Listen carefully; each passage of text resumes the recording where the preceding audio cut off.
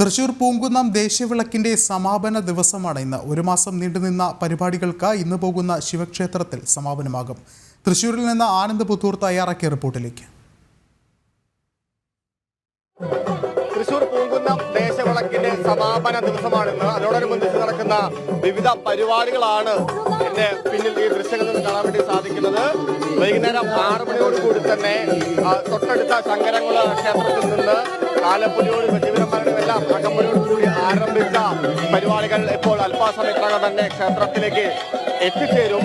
ഒരു മാസം നീണ്ടുനിന്ന കഴിഞ്ഞ നവംബർ 16 തുടങ്ങി ഡിസംബർ 16 വരെ നീണ്ടുനിന്ന പരിപാടികൾക്കാണ് ഇന്നത്തോടു കൂടി സമാപനമാവുന്നത്.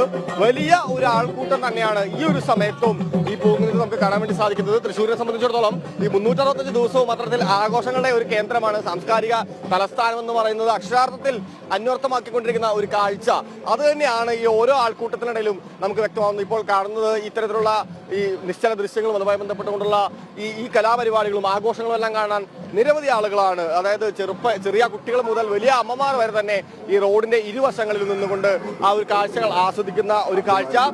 ഇന്ന് രാവിലെ മുതൽ തന്നെ വലിയ ചടങ്ങുകളും ആചാരങ്ങളും പൂജകളും തന്നെയായിരുന്നു പൂങ്കുന്നം ശിവക്ഷേത്രത്തിൽ നടന്നുകൊണ്ടിരുന്നത്. 10:00 കൂടി തന്നെ ആരംഭിച്ച അന്നദാനം ഉച്ചവരെ, അത് ഏതാണ്ട് 4 മണി വരെ നീണ്ടു. ആയിരക്കണക്കിന് ആളുകളാണ് ഈ പ്രസാദ ഊട്ടിനായി ക്ഷേത്രത്തിൽ എത്തിയിരുന്നത്. എന്തായാലും അല്പസമയത്തിനകം തന്നെ ഈ പരിപാടി പൂങ്കുന്നം ശിവക്ഷേത്രത്തിൽ എത്തിച്ചേരും. തുടർന്ന് ബാക്കിയുള്ള ചടങ്ങുകൾ നടക്കും.